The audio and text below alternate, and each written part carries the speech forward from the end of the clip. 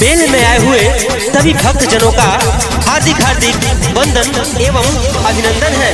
श्री दुर्गा पूजा सेवा समिति हर साल के भांति इस साल भी सभी भक्त जनों का हार्दिक हार्दिक स्वागत करता है और करता ही रहेगा।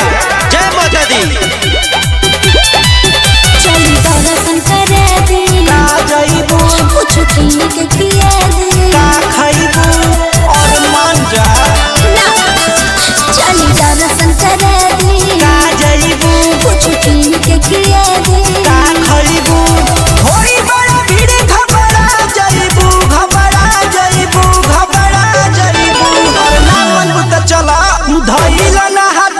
छूटी जाई साथ मालिकाइन हो मेला में बिला जाइबू धइला ना हाथ ना तो छूटी जाई साथ मालिकाइन हो मेला में बिला जाइबू।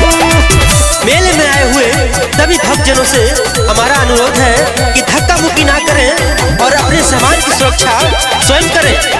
जय माता दी। बड़ा प्यारा सजल पंडाल बा माई के रूपवा लागत हो कमाल बा। बड़ा प्यारा सजल पंडाल बा माई के रूपवा लागत हो कमाल बा।